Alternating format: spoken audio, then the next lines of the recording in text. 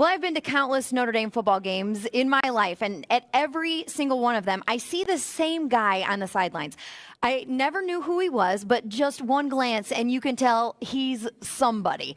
A little intimidating, he looks like a tough guy, but when I saw him speak at Ara Parseghian's memorial, I knew I had to meet him. Come to find out, his generosity and love for the Irish is second to none. A moment captured in time, preserved for eternity. He thought that was a great photo. That's the way he wanted to be, the victory, the thrill, being with his players and the whole thing. And of course, that one picture, I was fortunate to be in there. So here I am, a guy who might have played, 9 minutes or something in my career, and I'm in a statue. That guy, number 68, is Peter Schivarelli, a hard-nosed, hard-working kid from downtown Chicago. In 1963, Peter had scholarship offers from the likes of Purdue and Indiana, but not from the only school that mattered. We even went and visited. It's terrible to say, but if I couldn't go here, I didn't want to go to school. After graduation, Peter went on to work for the city and also opened a successful hot dog stand in Lincoln Park. But he had friends on Notre Dame's football team, and he was drawn to South Bend every weekend, becoming one of the guys. Ara, started looking and wondering, why does he always see me around with these guys? And he never said anything.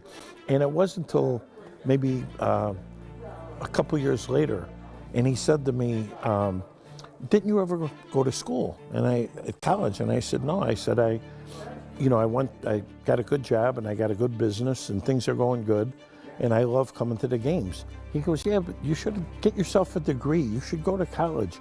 In the long run, you're going to be much better off. And I said, well, Coach, I said, I appreciate it, but if I couldn't come here, I didn't want to go to school. And he said, well, if you want to play that bad here, he said, enroll. If you get in, come out as a walk-on. Ara Parseghian's advice changed Peter's life. At 22 years old, he got accepted to Notre Dame.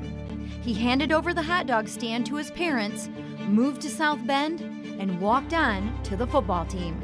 It was all due to Ara. It was all due to him. I didn't know about it. I would have never, even if someone said you could do it without hearing from him, I wouldn't have even wanted to attempt it. Peter was on a team loaded with talent, like Mike McCoy and Joe Theismann. And he can still remember the first time he ran out of the tunnel. Believe me, it was kind of, I almost felt like I was running in cement. My legs just, it was like, I just couldn't believe it. My heart was pounding. And I thought, this can't be happening. It really felt surreal.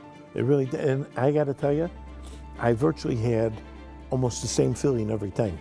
It was not something that, it was a one-time thing, and I said, oh, okay, I've done that, and it was just every time it was special. Peter went on to a successful career in politics and business, and he has been paying it forward with various charities and at Notre Dame ever since, contributing to the marching band and football team. The Players Lounge even bears his name. It truly makes me feel good, but it also, I fully understand, and I totally believe that if it wasn't for me being here, whether you're on the team or not, but being on the team, of course, helped even more. But I think that was the thing, that any success that I've had any place was due to that background. And so to me, it's always something that, that anything I could do, I'll always, jump in and do. In 2007, the Ara Parseghian statue was erected outside Notre Dame Stadium. From a photo hand-selected by Ara, from when his players carried him off the field after a dominating victory over Texas in the 1971 Cotton Bowl. The perfect way for Peter to pay tribute to his mentor, coach, and friend. It makes me feel good.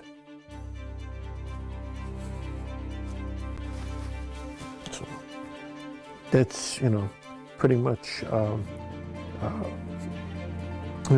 it's nice to see that he was remembered. I think he I think he'd be surprised. You know, he just he was just one of those special people.